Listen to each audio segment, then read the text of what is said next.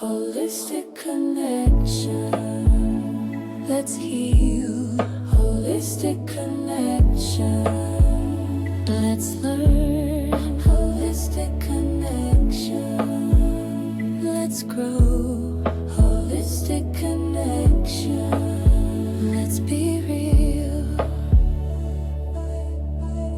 Hello, everyone. Welcome to Holistic Connections, Conversations with Holistic Practitioners.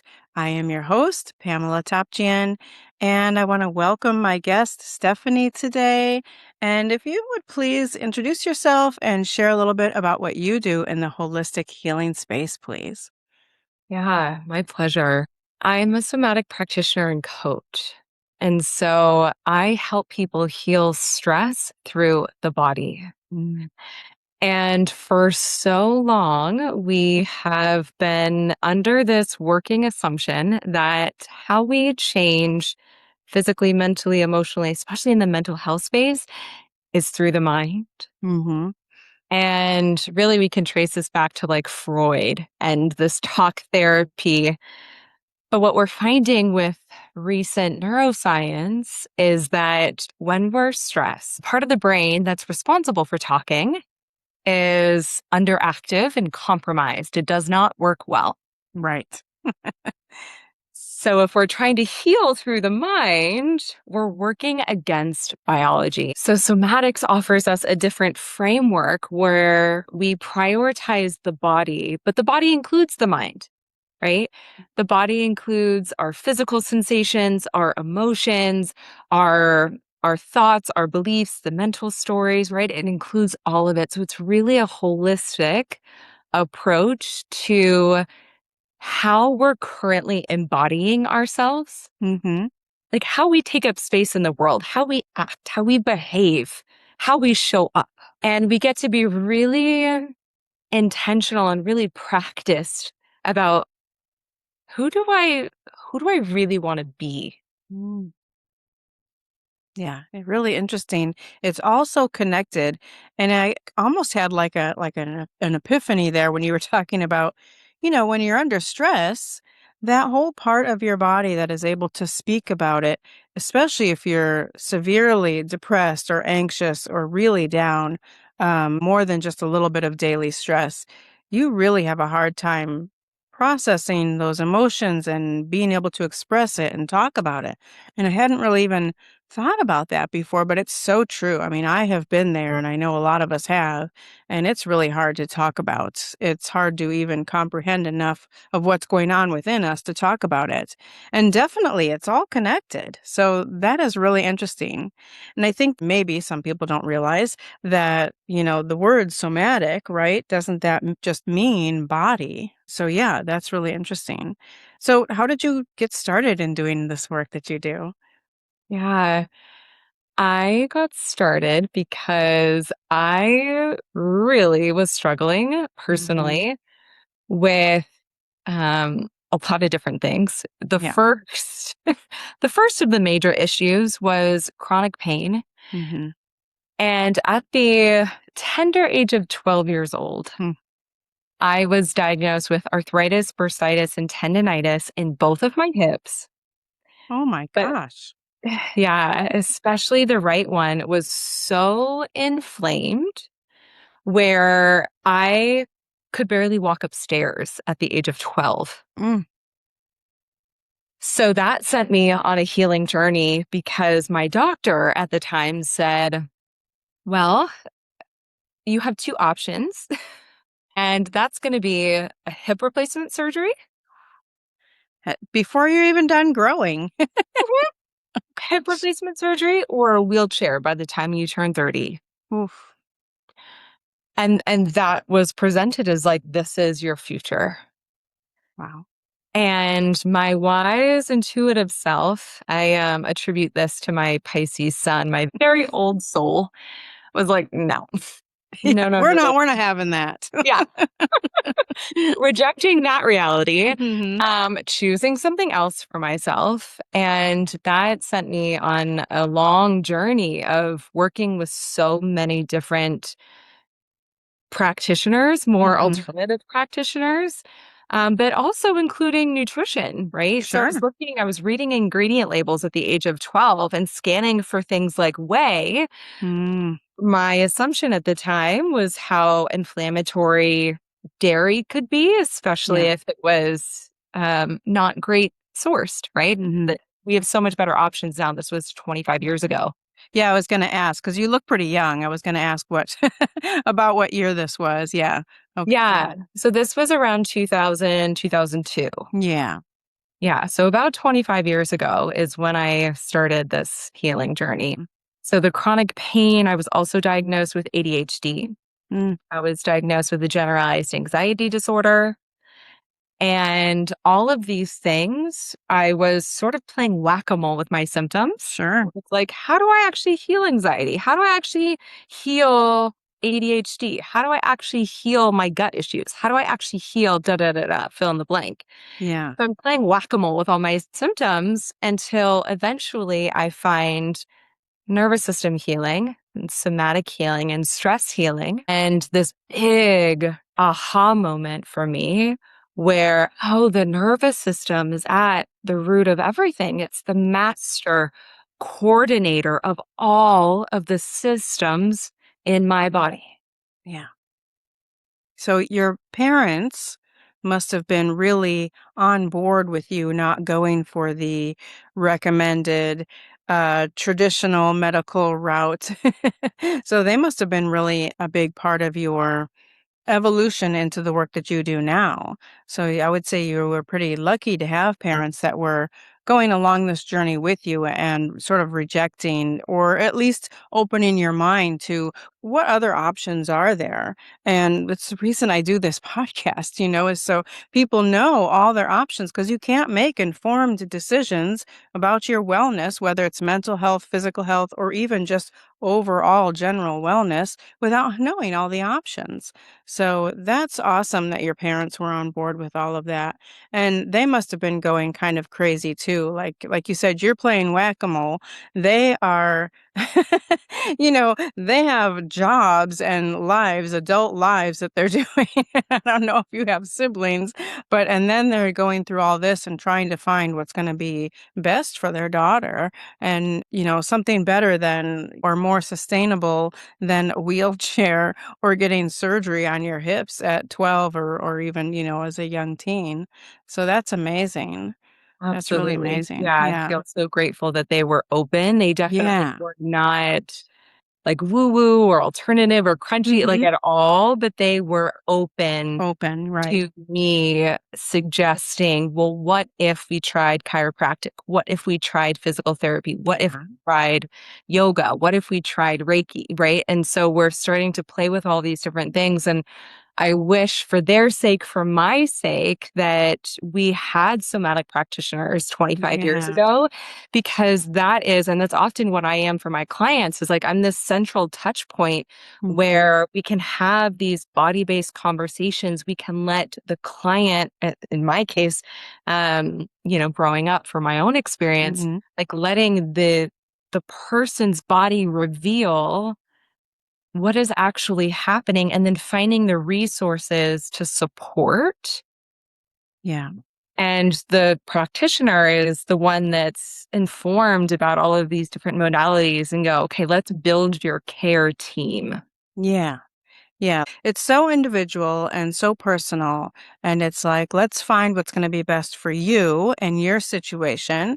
Whereas, like, a lot of times, the more medical model is, oh, this is what's going on with you. And this is what we do with people who have that symptom or have these issues going on, rather than looking at everything else going on in a person's life and nutrition, their lifestyle, and their life experiences. So, yeah.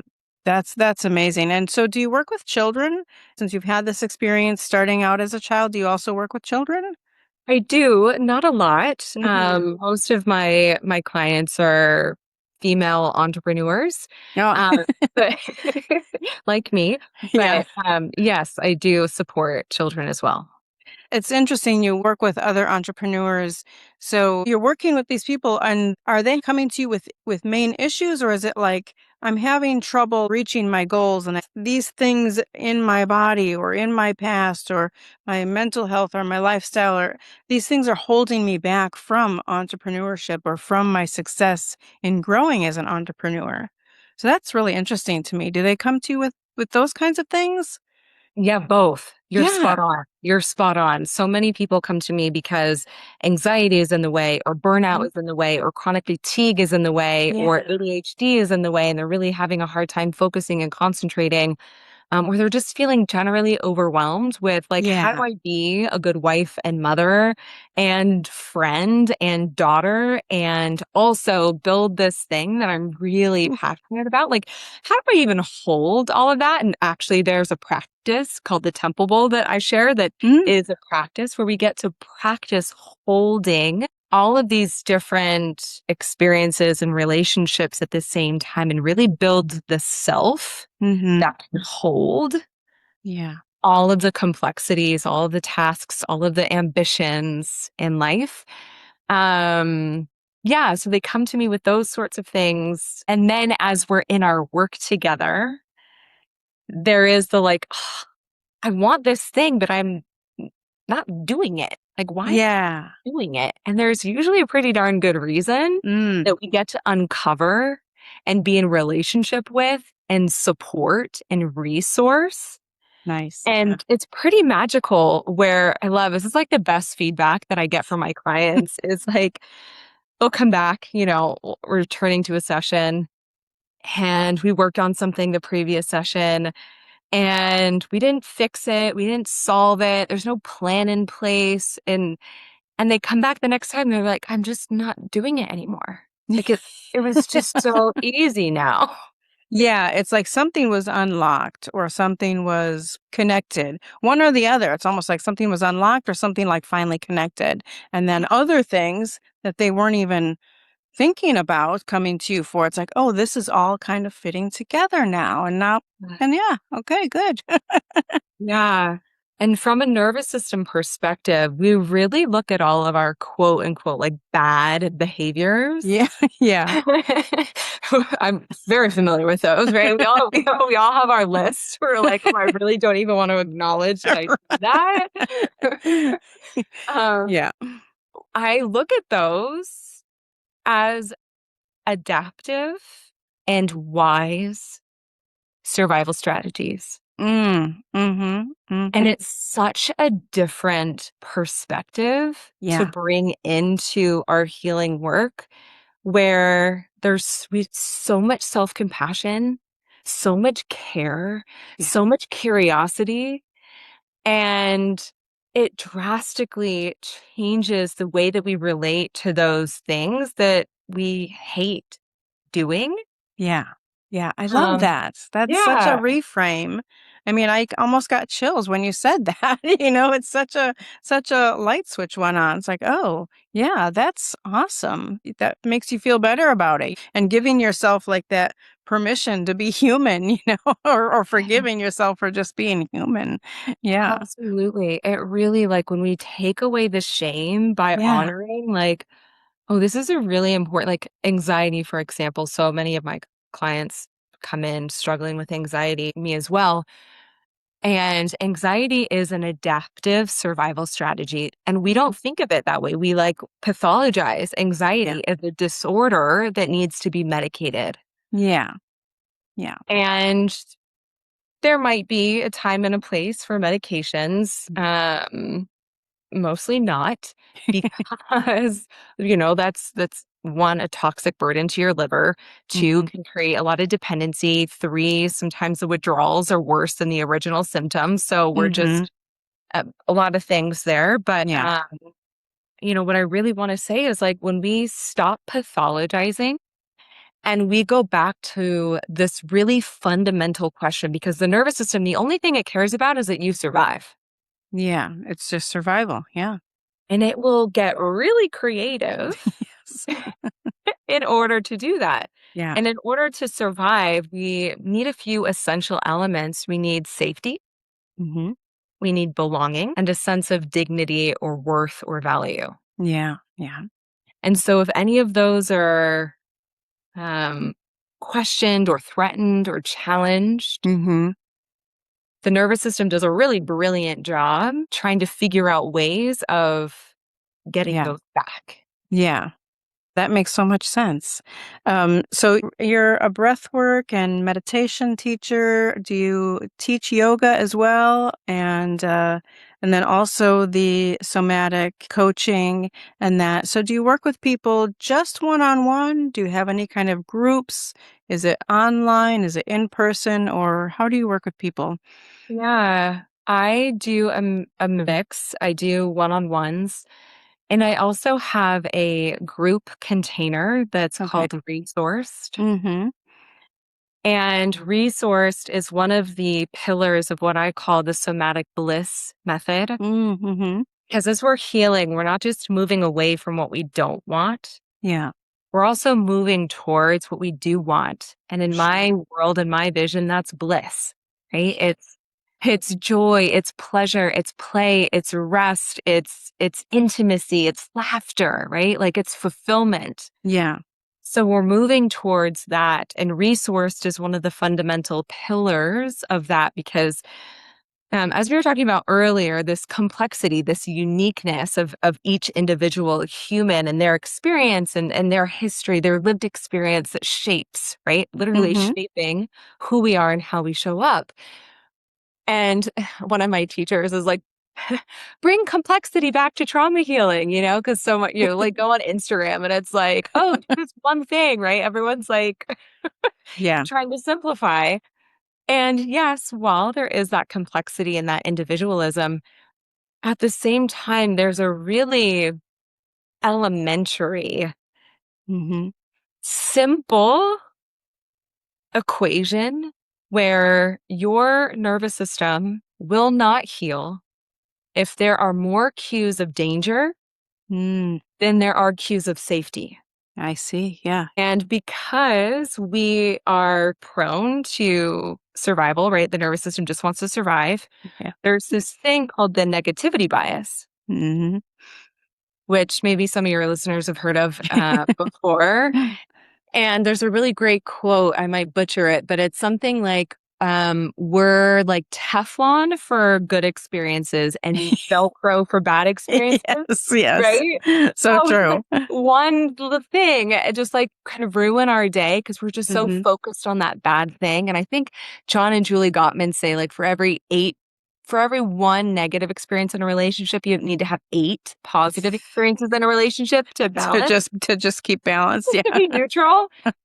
So we're so fixated on the negative for survival. It's really a wise thing because if we're going along in the wilderness and we mistake a rock for a lion and we act accordingly, we're not going to die.